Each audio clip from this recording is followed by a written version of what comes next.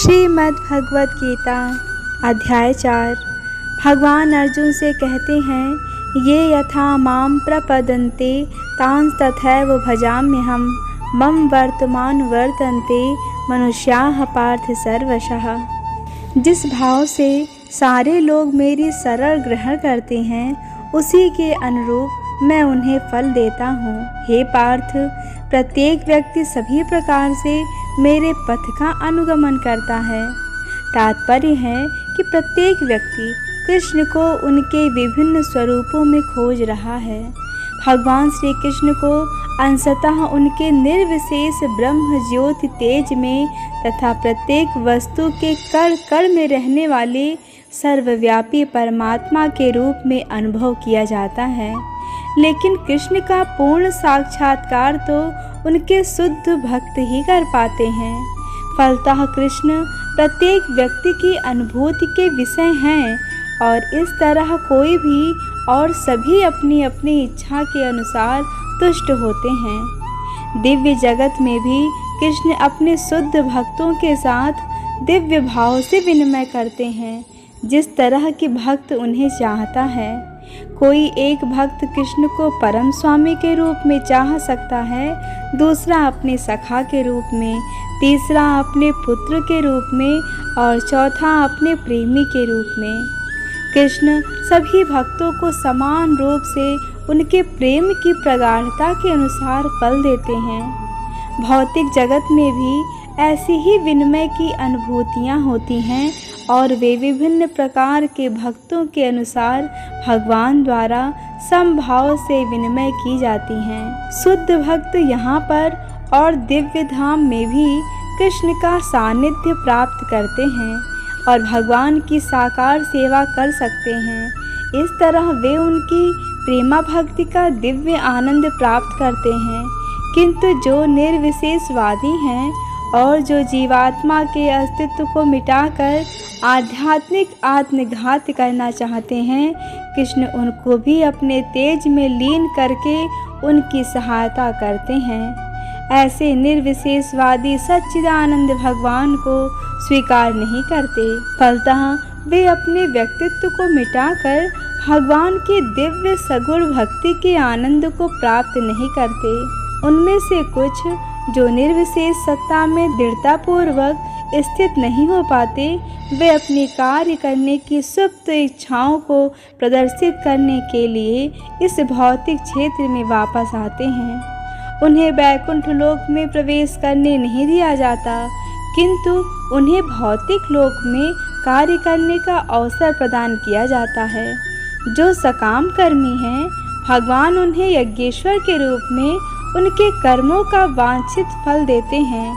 जो योगी हैं और योग शक्ति की खोज में रहते हैं, उन्हें योग शक्ति प्रदान करते हैं। दूसरे शब्दों में, प्रत्येक व्यक्ति की सफलता भगवान की कृपा पर आश्रित रहती है और समस्त प्रकार की आध्यात्मिक विधियां एक ही पथ में सफलता की विभिन्न कोटियां हैं। अतः जब तक कोई कृष्ण भावनामृत की सर्वोच्च सिद्धि तक नहीं पहुंच पाता, तब तक सारे प्रयास अपूर्ण रहते हैं। जैसा कि श्रीमद् भागवत में कहा गया है कि मनुष्य चाहे निष्काम हो या फल का इच्छुक हो या मुक्ति का इच्छुक ही क्यों न हो, उसे पूरे सामर्थ्य से भगवान की सेवा करनी चाहिए, जिससे उसे पूर्ण सिद्धि प्राप्त हो सके, जिसका पर्यवसान कृष्ण भावनामृत में होता है। भगवान कहते हैं, कांक्षन्तः कर्मणां सिद्धि यजन्त इह देवताः क्षिप्रम ही मानुषे लोके सिद्धिर्भवति कर्मजा। इस संसार में मनुष्य सकाम कर्मों में सिद्धि चाहते हैं, फलस्वरूप वे देवताओं की पूजा करते हैं। निसंदेह इस संसार में मनुष्यों को सकाम कर्म का फल शीघ्र प्राप्त होता है।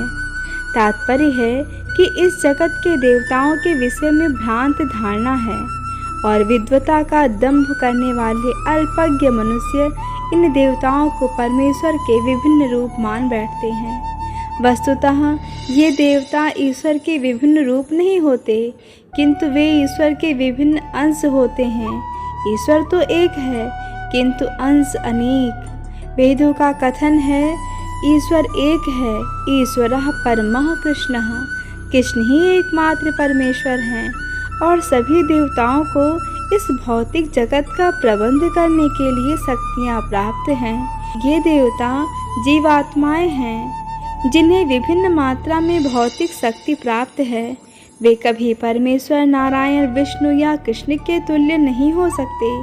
जो व्यक्ति ईश्वर तथा देवताओं को एक स्तर पर सोचता है वह नास्तिक या पाखंडी कहलाता है। यहाँ तक कि ब्रह्मा तथा शिव जी जैसे बड़े बड़े देवता भी परमेश्वर की समता नहीं कर सकते।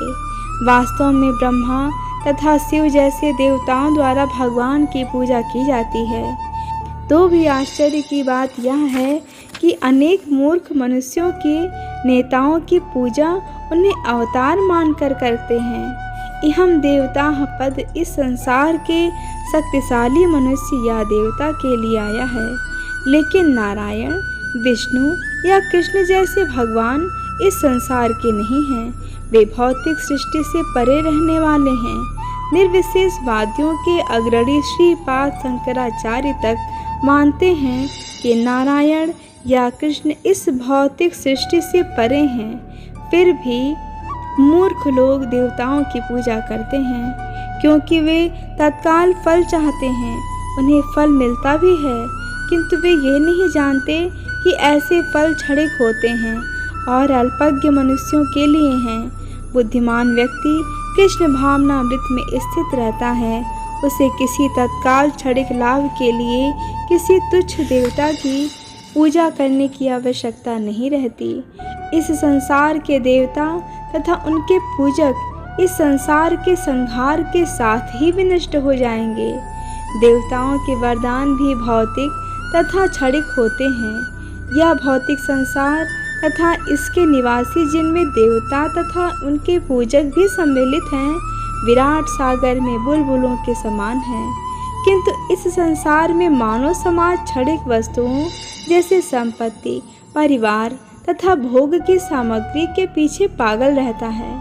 ऐसी क्षणिक वस्तुओं को प्राप्त करने के लिए लोग देवताओं की या मानव समाज के शक्तिशाली व्यक्तियों की पूजा करते हैं। यदि कोई व्यक्ति किसी राजनीतिक नेता की पूजा करके सरकार में मंत्री पद प्राप्त कर लेता है तो वह सोचता है कि उसने महान वरदान प्राप्त कर लिया है।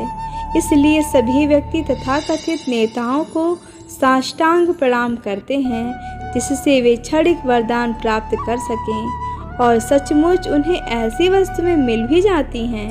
ऐसे मूर्ख व्यक्ति इस संसार के कष्टों के स्थायी निवारण के लिए कृष्ण भावनामृत में अभिरुचि नहीं दिखाते। वे सभी इंद्रिय भोग के पीछे दीवाने रहते हैं और थोड़े से इंद्रिय सुख के लिए ये शक्ति प्रदत्त जीवों की पूजा करते हैं जिन्हें देवता कहते हैं। यह श्लोक इंगित करता है कि विरले लोग ही कृष्ण भावनामृत में रुचि लेते हैं। अधिकांश लोग भौतिक भोग में रुचि लेते हैं। फलस्वरूप वे किसी न किसी शक्तिशाली व्यक्ति की पूजा करते हैं।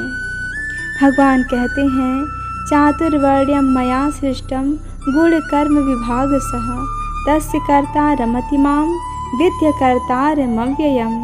प्रकृति के तीनों गुणों और उनसे संबंध कर्म के अनुसार मेरे द्वारा मानव समाज के 4 विभाग रचे गए हैं। यद्यपि मैं इस व्यवस्था का सृष्टा हूँ, किंतु तुम यह जान लो कि मैं इतने पर भी अव्यय अकर्ता हूँ। तात्पर्य है कि भगवान प्रत्येक वस्तु के सृष्टा हैं। प्रत्येक वस्तु उनसे उत्पन्न है, उनके ही द्वारा पालित है और प्रलय के बाद प्रत्येक वस्तु उन्हीं में समा जाती है। वर्णाश्रम व्यवस्था के सृष्टा हैं, जिसमें सर्वप्रथम बुद्धिमान मनुष्यों को वर्ग आता है जो सतोगुणी होने के लिए ब्राह्मण कहलाते हैं। द्वितीय वर्ग प्रशासक वर्ग का है, जिन्हें रजोगुणी होने के कारण क्षत्रिय कहा जाता है। बड़िक वर्ग या वैश्य कहलाने वाले लोग रजो तथा तमोगुण के मिश्रण से युक्त होते हैं और शूद्र या श्रमिक वर्ग के लोग तमोगुणी होते हैं। मानव समाज के इन 4 विभागों की सृष्टि करने पर भी भगवान कृष्ण इनमें से किसी विभाग में नहीं आते, क्योंकि वे उन बद्ध जीवों में से नहीं हैं जिनका एक अंश मानव समाज के रूप में है। मानव समाज भी किसी अन्य पशु समाज के तुल्य है, किंतु मनुष्यों को पशु स्तर से ऊपर उठाने के लिए उपर्युक्त वर्णाश्रम की रचना की गई है, जिससे क्रमिक रूप से कृष्ण भावनामृत विकसित हो सके। किसी विशेष व्यक्ति की किसी कार्य के प्रति का निर्धारण उसके द्वारा अर्जित प्रकृति के गुणों द्वारा किया जाता है। गुणों के अनुसार जीवन के लक्षणों का वर्णन इस ग्रंथ के 18वें अध्याय में हुआ है, किंतु कृष्ण भावना भावित व्यक्ति ब्राह्मण से भी बढ़कर होता है। यद्यपि गुण के अनुसार ब्राह्मण को ब्रह्म या परम सत्य के विषय में ज्ञान होना चाहिए, किंतु उनमें से अधिकांश भगवान कृष्ण के निर्विशेष ब्रह्म स्वरूप को ही प्राप्त कर पाते हैं। किंतु जो मनुष्य ब्राह्मण के सीमित ज्ञान को लांघ कर भगवान श्री कृष्ण के ज्ञान तक पहुँच जाता है, वही कृष्ण भावना भावित होता है, अर्थात वैष्णव कहलाता है। कृष्ण भावनामृत में कृष्ण के विभिन्न अंशों जैसे राम, नृसिंह, वाराह आदि का ज्ञान सम्मिलित रहता है, और जिस तरह कृष्ण समाज मानव समाज के इस चातुर्वर्ण्य प्रणाली से परे हैं, उसी तरह कृष्ण भावना भावित व्यक्ति भी इस चातुर्वर्ण्य प्रणाली से परे होता है। चाहे हम इसे जाति का विभाग कहें, चाहे राष्ट्र अथवा संप्रदाय का। हरे कृष्ण कृष्ण कृष्ण हरे हरे, हरे राम राम राम हरे हरे।